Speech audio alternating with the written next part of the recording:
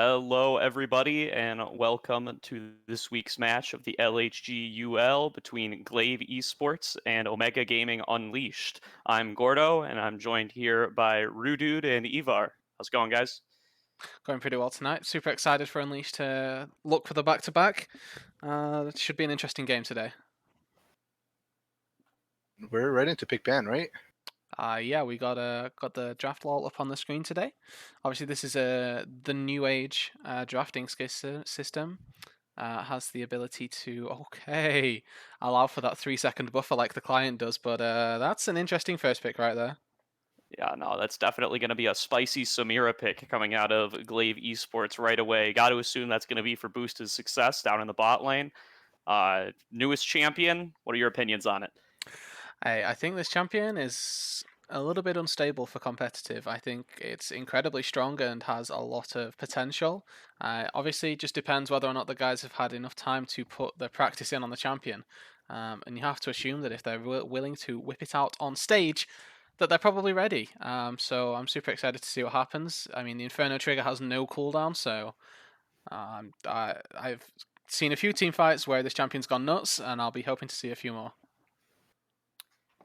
Yeah, definitely going to be exciting as that gets responded to with the Lilia and Lucian for Omega Gaming going for that AD mid pick with the AP jungler. Yeah, I think Lilia is another champion, like we mentioned. Definitely really, really strong right now. A new champion that, if it's piloted by the right person, can really take over a game. For sure. I Yeah, mean, Sir Malcolm's played a lot of Lilia, right? Like, this is definitely going into the jungle, and we know that this Lucian probably can also be a flex for Unleashed. You have to think that it's most likely going to go mid lane, and Princeton probably going to want to get his hands on it, but there's also that possibility that we see it up in the top lane, and also very outside chance that it goes into the bot lane as well. going to be a flex Volibear coming out of Glaive Esports. I was just going to bring up, I'm wondering what they're going to pick into the Lilia here, because you generally want to kind of go for an even sort of farming matchup there with something usually like the Graves. But that's going to get banned out of Glaive Esports before we even saw the Lilia. Yeah, so they obviously opt in to this Volibear pick, which we've seen a lot of resurgence in the top lane to take it into Worlds, or going into Worlds rather, that definitely trading potential in the top side hasn't been diminished by the Rolling Thunder or the new Q, whatever that is, Thundering Strike. It's top lane. It's not as essential for the movement speed to be there because typically, if you're melee versus melee, you have the space to get that stun. And with the Sky Splitter, they're giving you the shield and doing quite a lot of damage as well in just the early levels. Top lane Volibear trades have become a lot more commonplace so far on this patch. Yeah. So now we're going to see a couple more bans here. Some prospective Fiora ban coming out of Omega Gaming. So clearly they think that the Volibear is more likely to be a jungle pick. Yeah, and you've got to anticipate these things, right? Like, it's annoying throwing bans at places that are getting flexed, because at the end of the day, right? If this isn't a or if this is a Volibear top, Unleashed have essentially wasted a ban banning the Fiora. But at the same time, they could also have, if they don't ban Fiora, then they have this opportunity to just pick the Fiora and have a double AD topside. So this is obviously the benefit of flex picks. For sure there. And we're going to see a follow-up Orianna ban as well. Just trying to keep some of those picks sectioned off from the mid lane. Maybe OGU looking to go for something a little more aggressive on this R4 pick. Yeah, I mean, banning Ori, obviously, don't know that this is going to be blind yet, or that the Orianna would be blind, picking it rather into the Lucian. This opens up the triple flex still for the Lucian, picking up the Rakan here, or the double rather, with Mordekaiser locked in. And I think with the Ori ban away, it's just a safe mid laner that you want to get rid of. Yeah, they're gonna switch over to the Misfortune Lilia combo, something we've seen a little bit of at Worlds. If I understand correctly, the Misfortune ult counts as periodic damage, and so does not wake up people sleeping from the Lilia ult. Yeah, I'm 90% sure that's exactly how it plays out. So people can just be sitting in the Lilia or in the MF ulti for too long that is healthy for them. So I mean, it's going to be an interesting combo, and we'll have to see if Unleashed are able to pick it up and execute on it well. Obviously, we have to remember that Samira has been locked in, as has Pantheon. There's a lot of disengage and a lot of denial of damage coming through. The Blade Wall from Samira will be blocking the Misfortune ulti. Similarly, if the Pantheon is able to just deflect essentially all of the Misfortune damage with that E, and there's definitely a bit of scary lack of damage that could come through from this ulti. Yeah, and that is going to be from Glaive. If my solo queue research has not lied to me, that should be a Mundo in the jungle. That is going to be a big pick for Masashi. Something that he plays a lot of is going to be the Mundo jungle. So I would expect this Volibear to be going top lane as a result, and it seems like we've figured it out. Yeah, I think that the flexibility between these two champions is definitely there, and as you say, Masayoshi definitely a prolific Mundo player here. So we'll be excited to see how this plays out into the jungle. You're expecting, at least early on, that Lilia should be able to run the jungle pre-6. Definitely has a faster clear than the Mundo, so there's definitely a world where pre-level 6 something can get going and Unleash can generate an advantage, especially when you've picked up Lucian Misfortune in your carry roles, right? You want to get off the ball, you want to get rolling early on, because you go later and later, you have to fear for the tankiness that comes through from Glaive. Mundo Volibear is an intimidating frontline at the best of times, so just trying to cut through those guys when you're at those big item spikes is going to be really difficult. Early on, at least, they might have the chance. Yeah, absolutely. Now, with these bot lanes now figured out, we've got the Misfortune Alistair for Omega Gaming coming up against the Samira Pantheon bot lane. I'm not too familiar with how the Samira lanes have been going so far. How do you feel about this matchup? Feels like Samira as a champion needs a little bit of time to scale, get those couple of items in, and then acts similar to a Vayne, but plays out very differently, right? Obviously, Vayne wants to keep range, but gets kind of close. Samira wants to just get in there and essentially becomes a walking Katarina ultimate when she gets the Inferno trigger going.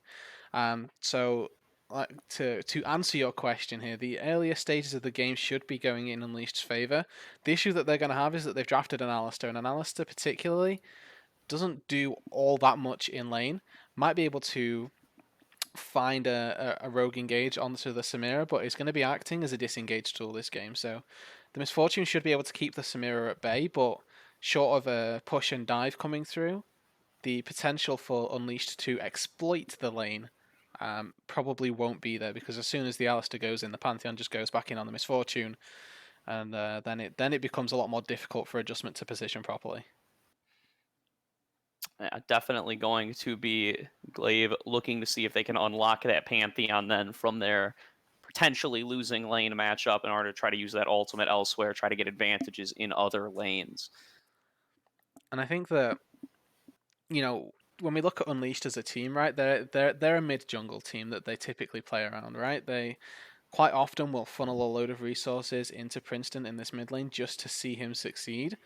And we know that in the top lane as well, the Madman on this Mordekaiser can be so resource starved and still be effective, right? I think there was a game last week where he maybe went 0-2 in lane and was still, you know, almost most farm in the game, and was able to 2v5 at one point and 1v5 got 2 kills. So especially on this Mordekaiser, I think this is a massive pick for the Madman that we need to look at in the top lane. So, and I think, you know, contrary to what we'd believed in, we've actually got a volley jungle to the Mundo top here, which makes a And bit that's of going sense, to be right? because, contrary to what we believed, it's not actually Masashi in today. It is going to be Lunarhawk coming in on the substitution. Yeah, so the OPGG scouting was in vain, however, obviously warranted. I mean, the Well, Mundo clearly, this into is something we now know that Glaive has as a flex pick going into the rest of the season.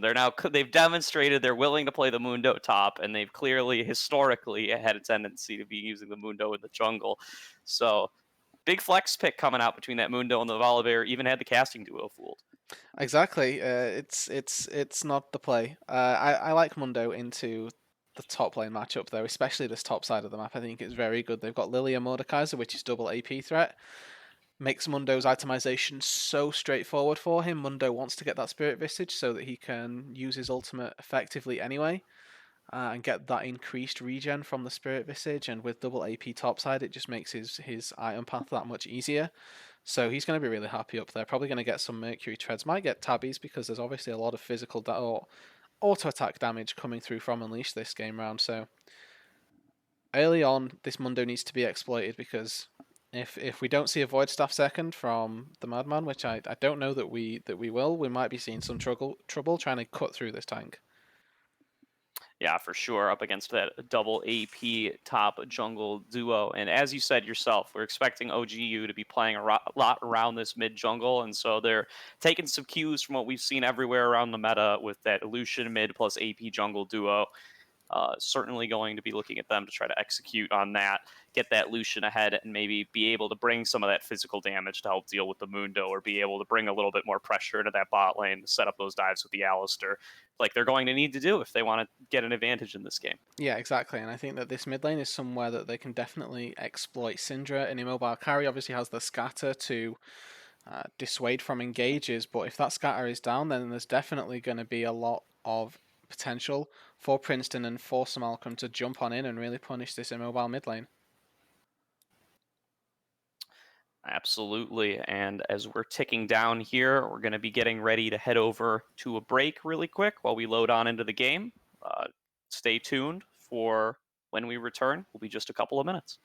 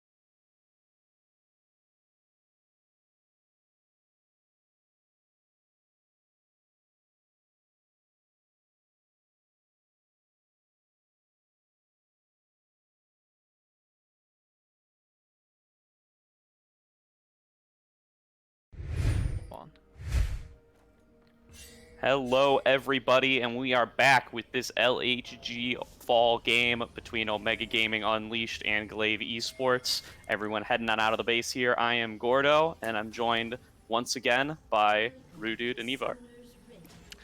Yeah, and we got Unleashed here looking for their second win of the season so far. Right, they got a good win last week in a close 3-game series. Coming back though, they're gonna want to maybe make this one a little bit cleaner, and they drafted themselves a pretty select comp here. They've got obviously Lucian Misfortune, this double AD threat coming through, and this is a big cheese coming through so far on the Yeah, top looking to see if side. they can catch Madman a little bit unawares. He's pathing correctly, but he does not seem to know that this is going on. And as you said, Omega's out here looking for their second win. Glaive is out here looking for their third with a substitute player coming in the jungle. So definitely going to be an interesting matchup between these teams who are, at the moment, relatively close in the standings. Yeah, exactly. This is really gonna set the tone for how it goes for the rest of this season, right? If Unleashed win here, then it puts them right level with one of the top teams in the group, and if they lose here, then it just creates a massive divide between the top and the bottom half. So, really big game going in, and Unleashed know the pressure that they're under, and they know exactly what they've got to do here. They know that this is a big week, and a big win here will definitely do them some favors. Yeah. And Madman going up to actually try to punish the leash that Miho has given to his jungler there. He goes and cuts off the wave early at level 1 so that he can guarantee the positioning of the wave for himself to be favorable in the lane, pushing it a little bit more towards EO's side. Yeah, setting up that freeze early on and something that Madman loves to do on the top side, so he can just exponentially farm against this Mundo. Definitely going to be... Oh, nice. Oh, and an interrupt from Viscero there onto Sleepy Voice. Very good play there. Gets them a very favorable early trade onto the Sleepy Voice. That was also all of his stacks of Pantheon passive there that were consumed, going for that big W to press the attack. Yeah, exactly. And we were talking a little bit about this in the break right now, that the Unleashed champions themselves, in isolation, Misfortune should beat the Samira in lane. In isolation, the Alistair beats the Pantheon for that exact reason that we just saw right there from Viscero. But together, this combo, they don't mesh too well, because as soon as the Alistair tries to go in, basically if the Alistair uses his combo, then the Misfortune is left alone, and Madman on the top side taking a really good trade. Yeah, no, Madman getting a huge advantage for himself here in this one-on-one, and going to be able to force his opponent back. Yeah, got the D-shield regen for both of the top laners here, so they're waiting a little bit as we see some aggro trades, all solo lanes so far, establishing quite a CS lead on the Unleashed side. Yeah, a lot of aggressive play coming out of them here. Yeah, just look in the mid lane already. 10 CS lead. Only what, 5 waves in or so. This is pretty huge from Princeton in the mid lane. And that's that strength of that early pick Lucian. It's just so dominant in the mid lane that even when you have the counter pick, even when you get to choose whatever you want into it, knowing that you're going to be playing against the Lucian, it's hard to not end up at least some level of CS deficit. Exactly. This is, as you say, that early power of Lucian is just so pretty much unparalleled in the mid lane. And this is going to be an invade from Lunarhawk coming in on to Omega Gaming's blue, just spooking off Simulcrum there. Yeah, Lunarhawk's already secured the bot side crab, actually did a full clear and managed to get to bot crab in time, so really nice jungle pathing from this Volibear to get him down there in time to secure the entire jungle and the crab before the Lilia. Definitely, putting a stake on the fact that Volibear clears pretty damn quickly as well. Like we're going to see Simulcrum up on the top side trade out the crabs, so it is... overall, both junglers going to reset with the same amount of gold, same amount of experience, but it looks like just even resets going back, and even Simulcrum actually taking away the second Gromp spawn of Lunarhawk, and Gromp giving one of the most camps as most experience as a camp. That's going to feel really good for Simulcrum to take that away early on. Yeah, no, clever jungle move from Simulcrum there, knowing that Volibear is going to hang out on the bot side because he can't come up to contest the top side crab, means that he's likely not going to be there for the Gromp spawn either, and you can just go and steal that away. Good advantage.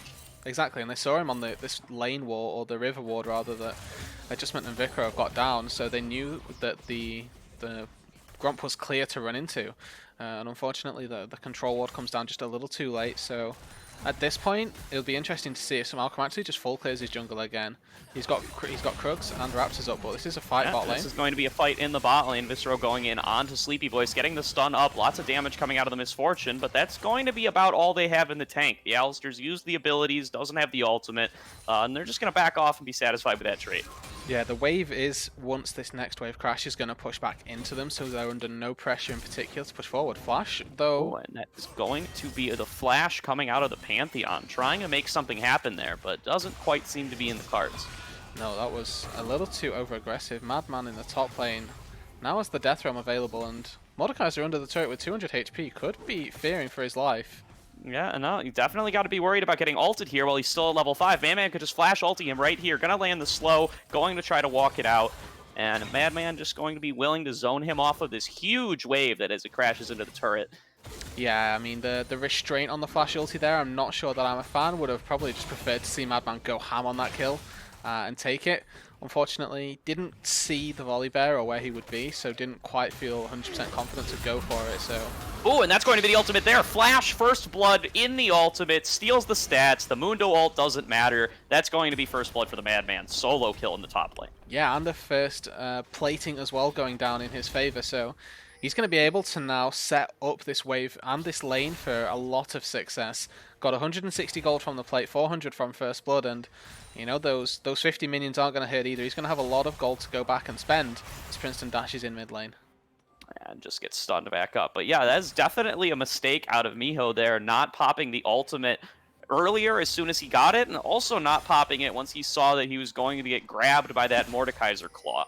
Definitely wanted to pop that earlier to make sure he would be able to get enough regen to survive. Popping it right away halves your current HP and means that Mordekaiser can just burst you out with the flash auto Q. Yeah, again, just a really well-played fight on the top side, and as well, to add to that, Miho misses a lot of experience there. He missed 2 waves, essentially, or 1.5 under the turret. Didn't expend the TP to get back to the lane. And, you know, if we just toggle the gold real quick, other than this slight advantage in the mid lane, which is maybe 200 large, the Madman up in the top lane has about a 700 gold lead, so, you know, most of Unleashed's gold lead right now is in the pocket of this top lane. Yeah, as you'd expect for somebody who's able to take an individual advantage and claim that first blood so early. Going to be coming back in a lane with the Haunting guys versus the blue hoodie coming out of Miho. But they're going to be running down onto Princeton, forcing the E over the wall, but they're not going to be able to force any further. No, I mean, it's a nice little roam, obviously, with the wave away from him underneath Madman's turret. Didn't really find any opportunity to go that far up without being overly extended. Like to go down, get some pressure in the mid lane, makes Princeton use a stack of the refillable, and just exerts a little bit of pressure. Yeah, and that's going to be a little bit more damage, just a little trading out of the bot lane, and you know, Viscero has been successfully preventing Sleepy Voice invasions, but we have a flash in the mid lane, just a trade back and forth between those two players, and the Ignite coming out of Princeton. Yeah, so double flash and then obviously the Ignite burn. So net summoner gain for Glaive here. They're going to have the teleport on the Syndra whilst Princeton doesn't have the dueling capabilities of the Ignite. That being said, the Ignite does force the TP, so is essentially a 1-for-1. Madman on the top lane. Yeah, going in for an aggressive trade on a Miho here. He knows that he is advantaged, but on the other side of the map, Glaive eSports saw Lilia on a ward up there. They know that they can start up this dragon because they know she's on the other side of the map. Meanwhile, Boosted Success getting engaged on here by the bot lane duo, just going to go up, join the rest of his team at the dragon, which it looks like Glaive is going to be able to claim uncontested. Yeah, so they obviously saw Samalcom on a ward on the top side. Knowing that Glaive are going to go for this trade, looks like Samalcom and Princeton are going to walk up and take that Rift Herald in exchange. So we'll have to see whether or not the Infernal Dragon means anything, because that Rift Herald is going to net at least 2 plates for Lunarhawk knows that the Rift Herald was taken then, going to be able to invade onto the blue buff. Smalcrum knows the same situation, going to go and get some ward coverage over in Lunarhawk's blue buff. Just complete split of the map here from these two teams, trading objectives, trading buffs, trading jungle camps, trading lanes. Yeah, the 10-minute vertical jungling, definitely an interesting strategy coming out from these sides here. As Vicar walking through the jungle gonna know that there's probably wards dotted around that he's just, not gonna be able to clear at this point. Doesn't And have... just like we said, he's seen Lunarhawk now, so just as like clockwork, Simulacrum going in, gonna go and take the Gromp there, because he knows his opponent is on the other side of the map.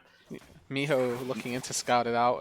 Miho gonna try to do the same checkout that Viscero just did, but Miho might find out that he's under a little bit more pressure. There's going to be the Madman threatening to come around, cut him off. There's going to be the Lilia ultimate. He has to be a little bit more careful, because he doesn't have Alistar ult to fall back on.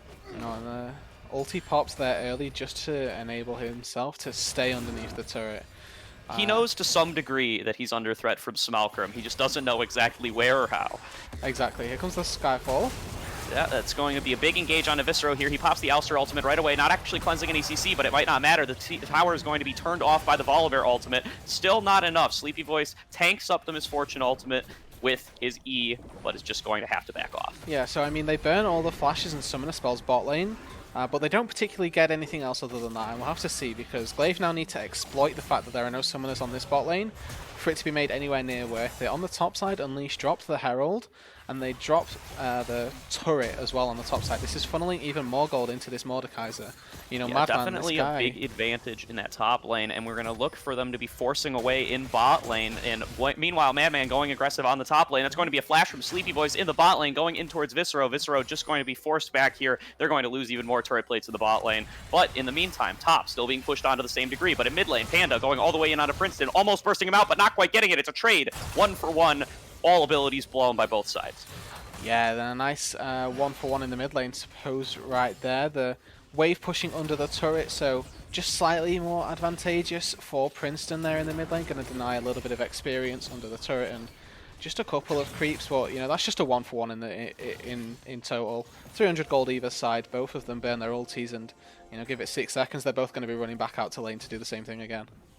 No, in the extended play, the biggest factor by far is that Omega Gaming was able to claim the top turret with that Rift Herald while all plates were up. That's going to be a huge influx of gold coming in on this Mordekaiser, who is definitely the biggest champion on the map at this point. Exactly, and it frees him up as well. He'll probably spend about a minute or so up on this top side trying to, finish this wave off that Miho's going to start shoving back into him. But then after that, Drake spawns in about 1 minute 40 seconds. He's going to roam on down to that, help out the rest of Unleashed in that Drake fight, and probably be able to either take the fight bot lane and then TP top, or be in a position to continue to split top lane and then TP to the Drake, should Unleashed want to fight for it. Yeah, and Mundo's going to get that recall off and pick up the Spirit Visage, but if you look at the gold right now, there's almost 2k difference between the Madman and Miho alone. That is such a big advantage in this one-on-one matchup, and it's going to mean that Lunarhawk has to constantly be keeping one eye top lane to make sure nothing crazy's going on. Yeah, exactly, and that's pretty much the entire advantage right here. The slight discrepancies in the mid lane, and unfortunately adjustment just a little bit further behind this Samira than we'd like to see, but that is... unfortunately, apparently, the nature of this Pantheon lane, just exerting a lot of pressure. They haven't managed to garner any kills, but definitely feeling good. Oh, and that's going to be the Hex Flash coming out of Viscero, but Boosted Success is able to dash out of the way with the Samira.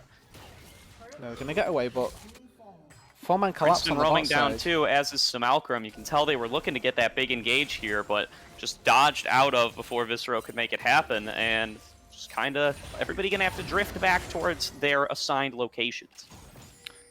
Drake spawning in about 20-25 seconds here, so teams trying to establish vision, trying to clear out the control wards and put their own routes down. There's a couple in the river for Glaive here. This is one of them getting taken out, the other being in that tri-bush, so if they can get access fully to this area, this should be Unleashed to take. As we expected, this top side, the priority goes in favor of the Madman. He's got a level lead on Miho, and he's going to be the first one to the Drake here.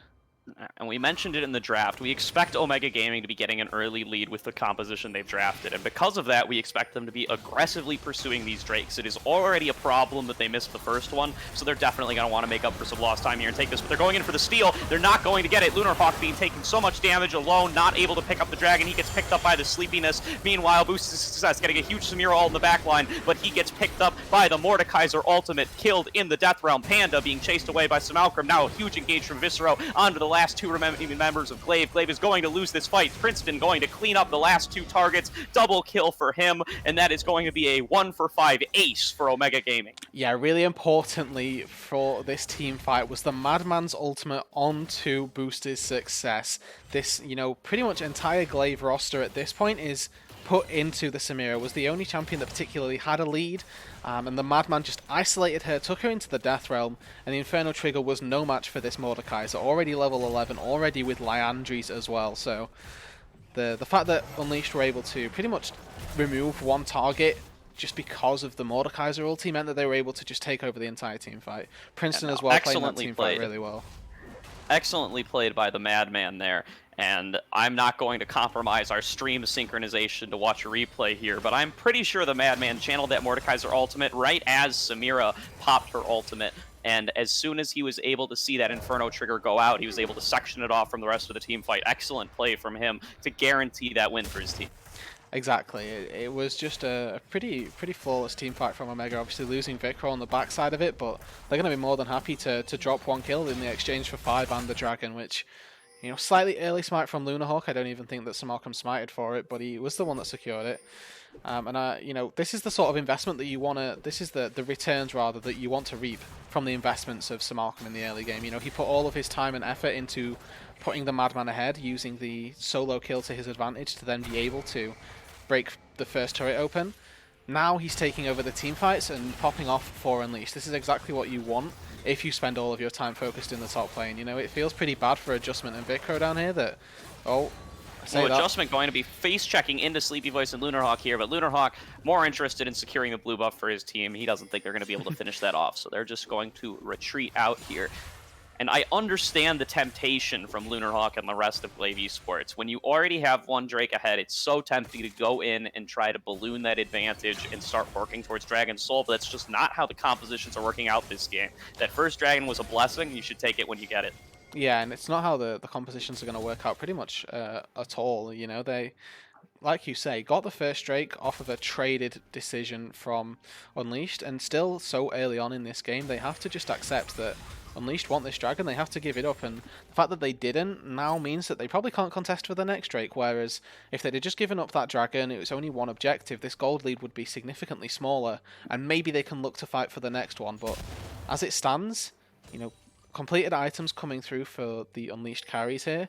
The Essence Reaver likely to be finished by the time we get to that next fight, and I'm not sure of the Mana Moon stacks, but can't be too far away from Muramana, and if those 2 items are completed for Princeton in the mid lane, being the highest level, highest farm on his team as well, this Lucian is an incredible threat for Glaive.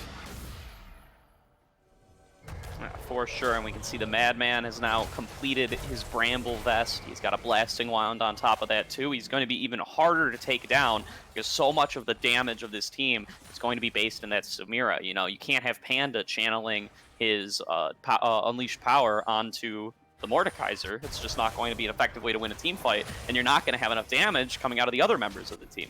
Yeah, and I don't even feel like there's enough damage on Panda at this point. Yes, he's got the Sorcerer Shoes and the Luden's Echo, but this Mordekaiser's just got enough tankiness from the HP and from the W that he has that he's probably going to be able to survive a Syndra combo, at least at this stage, until the Syndra's got a couple more items of penetration or something like that.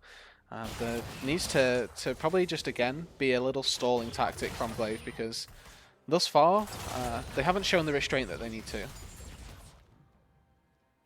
Yeah, and now, as we wait for most of the major objectives to respawn, everybody just returns to their lanes, farms it out, and might be looking at a little bit of a dive here in bot lane, but it's Panda with an excellently placed E going to prevent Visceral's engage, and now they're going to be re-engaging onto him with the Pantheon ultimate. Lunarhawk going to stun him down, and that's going to be a pickup for Visceral. Well played by Glaive. Yeah, Panda with a really nice scatter of the week right there. Pretty much shuts down Vikro just in one fell swoop right there, and that going down about 15 seconds before the Drake. I talked about them not being able to contest it with the shutdown on Vic and the 5 versus 4 situation they now found themselves in. Definitely potential for them to go for this, and it looks like Unleashed are probably going to trade this for top priority. Yeah, no, looking to pick up this third dragon here. That's going to be a big deal for this team. It's going to give them the Drake advantage, and it's going to delay for another 5 minutes, but that's a big sleep on multiple targets, and a huge steal coming out of Simulcrum. Solo stealing the dragon and CCing up the team. Multiple kills coming through for his team. That's going to be the Death Realm on to boost his success. Once again, the Mordekaiser are going to be soloing out this target. No damage, able to be dealt with the ultimate. And that is going to be a big fight win for Omega Gaming Unleashed. Yeah, and Unleashed are just so far ahead that it doesn't matter that they're 4v5.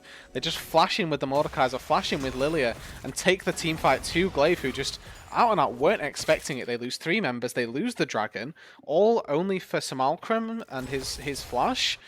Definitely another great team fight from Unleashed.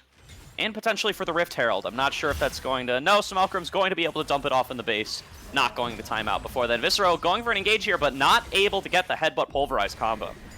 Oh, but it looks like Adjustment should be able to maybe finish this tower off, be it next wave, be it in a couple of moments' time here. But with the Sleepy Voice roaming down here, looks like Unleashed are just going to have to respect it. And the Guardian of the bot lane tier 1 remains. Panda not giving this up very lightly. Yeah, Sleepy Voice, no flash, no ultimate, not going to be able to do anything cute here to get onto Adjustment. Only here to try to keep that turret alive for a little bit longer, knowing that it's only 1 auto from dead. But here comes Simulcrum to kind of try to get through that last push of damage. Panda's got a recall, he's got no mana. The Rift Herald's here, it's arrived all the way from base, and they're going to be shoving it down Bali.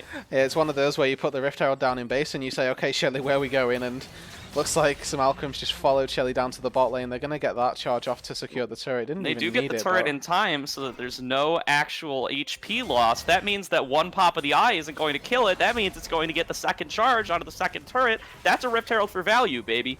Yeah, I mean, that's 1.5 turrets essentially. Obviously not getting the gold for the second one, but definitely getting the progress down on it. So a lot of potential for this split push Mordekaiser to continue to find success in some other lanes.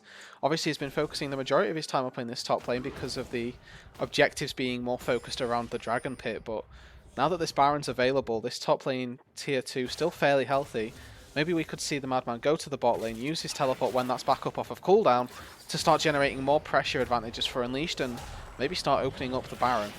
Two junglers gonna have a bit of a showdown here. Once again, Simulcrum wins the smite fight. Lunar Hawk just getting the sore end of these deals every time these two meet each other. Yeah, definitely a lower value smite fight, but definitely a moral victory for Simulcrum right there. I mean, it always feels good to outsmite somebody on a buff, a crab, a giant elder lizard.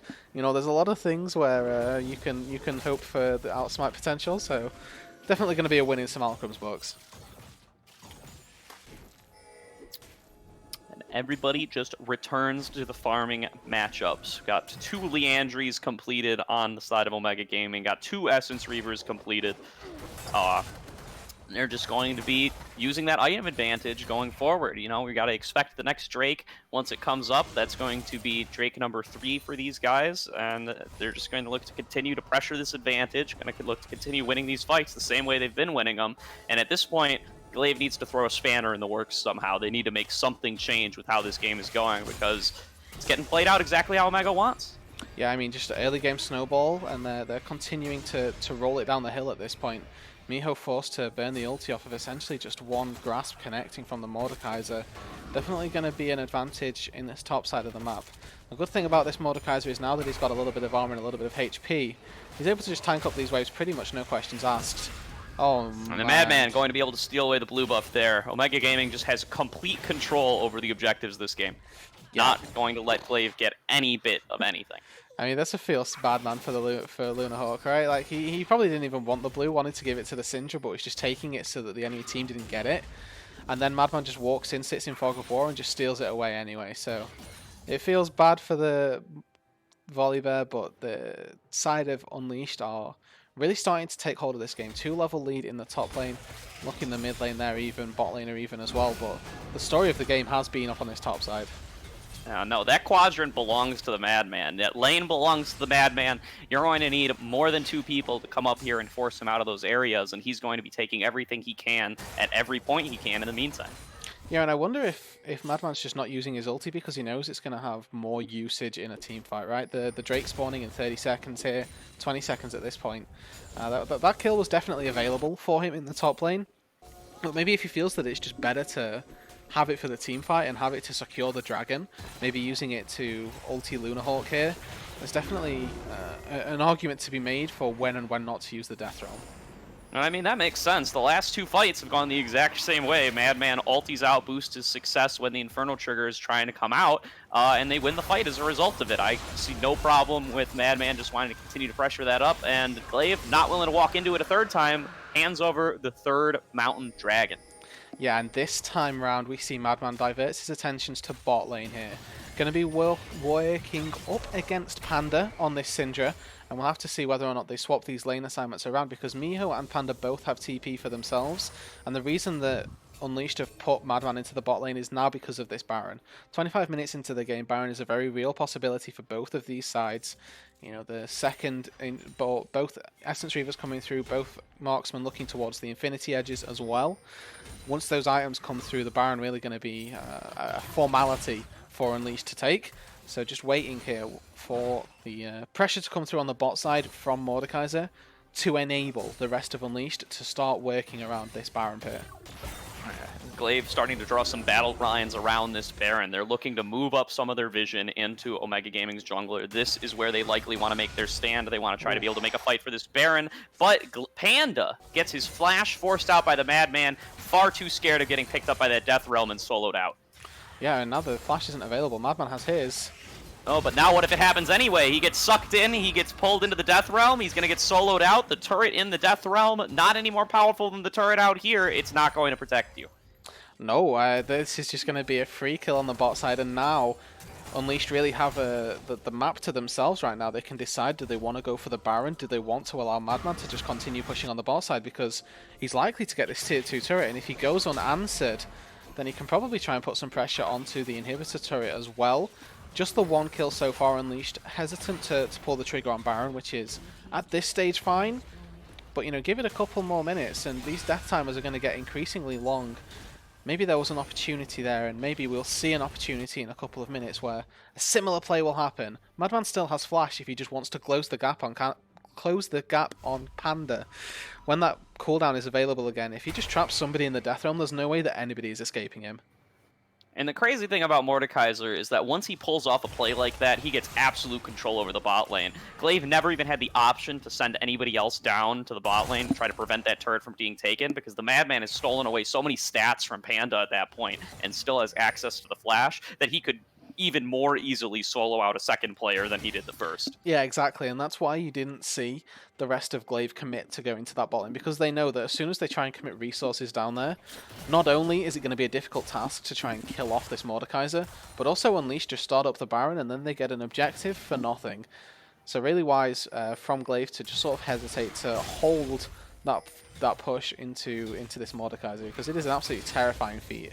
At this stage now, has 3 completed AP items, and it's just decided, you know what, that's enough for me. I'm just going to go tanky and just make sure that I absolutely never die. Has the Conqueror for enough healing, and the amount of resists that he's built up, dependent on who he's healing this game, he's either going to have an absolute ton of resistances or an absolute ton of damage. You know, ulting the Syndra is going to give him a lot of AD, or AP rather, if he ulties the Mordekaiser. Or the Mundo, rather. Just going to get all of those stars. Yeah, definitely going to be a good call from the Madman here, going for the Spectre's Cowl rather than trying to upgrade the Bramble Vest any further. He's going to be sitting in these side lanes for a lot of the intermittent places between these team fights, and his opponents are always either going to be Panda or Miho, both of which are going to be dealing probably either pretty close mixed damage in the case of the Mundo, or definitely more magic damage in the case of Panda. Yeah, exactly, and we see this Bramble Vest has been in the Madman's inventory for a long portion of this game right now, and it is just to effectively counter the Mundo. As soon as the Mundo starts wanting to trade back with you, it's going to start popping the Masochism and start popping the auto attacks as well. So with that Bramble Vest means that the heal is reduced, and Madman might just catch him out here. Flash burned. Ooh, and forces the flash out of Miho and the ultimate out of Miho.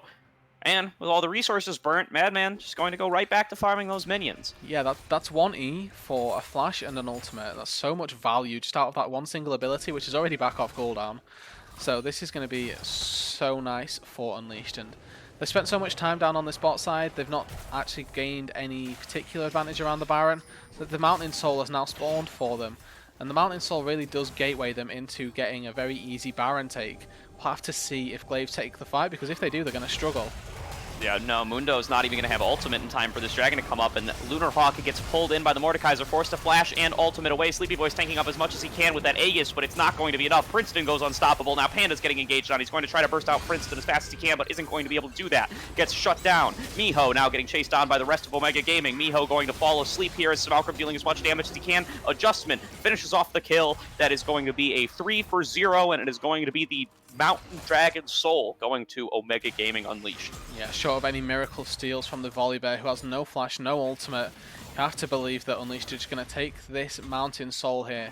Once again, just a really nice team fight from Unleashed, and yes, Madman started that one up, but Princeton actually soloing out Glaive Panda essentially on the backside of that fight. Really what swayed it into their favour.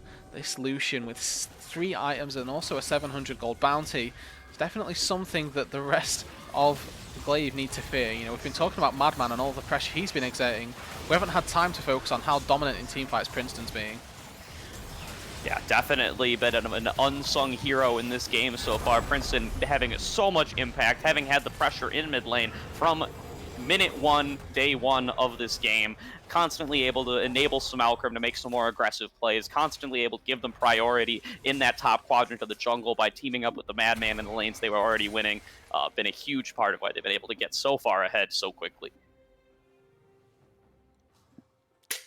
I mean, yeah, it's just at this point, Unleashed executing on their win conditions near flawlessly, right? We talked about the fact that they wanted to get an early lead and start snowballing that, and they've pretty much completed it to a T, right? The mark of a good early game is to start stacking those dragons and get yourself the Dragon Soul. Yes, they took a detour in the early game to get the Herald over the first dragon, but look at what the Rift Herald got for them. It got Madman to free himself out of the lane, freed him up to start taking these objectives around the map with the rest of Unleashed because of the lead he was able to get from that first brick because of the Herald trade.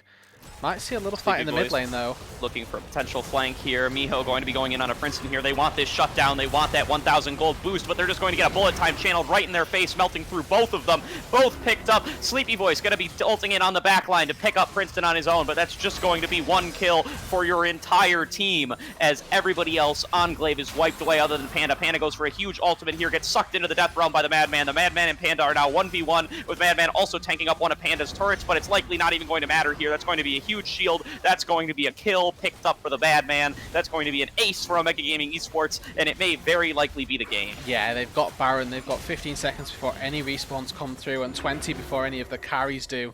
This is likely going to be game 1 and Unleashed taking it in convincing fashion. Yeah, definitely an excellently played game from Omega Gaming here. We said what their win conditions were in the draft. We said they would have to get ahead early, and they were able to execute on that as expected. It's going to be a win in the first game of this series. Yeah, there's nothing particularly else to talk about other than the fact that it was just a pretty. I don't want to call it a flawless victory because they conceded a few kills here and there, but most of those were just given up in the team fights, right? You know, they lost. Yeah, we'll call it textbook. It was certainly how you expect the game to be played out. You know, everything's not going to go perfectly every time, but if you stick to your game plan and you execute on what your comp is meant to be doing, you can see success even with some small mistakes. Exactly, and that was pretty much what this game was. The Princeton and Madman show, along with a little bit of help sorting through from Sir Malcolm and his neutral objective prowess. You know, stealing away that third dragon of the game really teed up Unleashed to start taking the game by storm. Yeah, no, I am going to expect a Lucian ban coming into game 2. I don't know about you, but maybe a Mordekaiser ban. Maybe Mordekaiser ban too. You know, there's definitely a couple of solo lane areas that they fell short in. They weren't able to get matchups that they were able to win, even though they were able to counterpick both lanes, and just were not able to make it happen on that. Probably something to look at coming into the next draft. Yeah, exactly. It's slight discrepancies in the solo lanes, and be it that they drafted better, you know, Lucian into Syndra is a fairly simple matchup for the Lucian. Be it that the Syndra wasn't feeling that particular game or that matchup, and in the top lane as well, solo kill came through for the Madman. So you got to look in those areas and try and find something to change up. Yeah, for sure. And we are going to take a quick break here as the teams have their little meetings, get ready to get into game 2, and we will be returning for game 2 as soon as available. Don't go anywhere.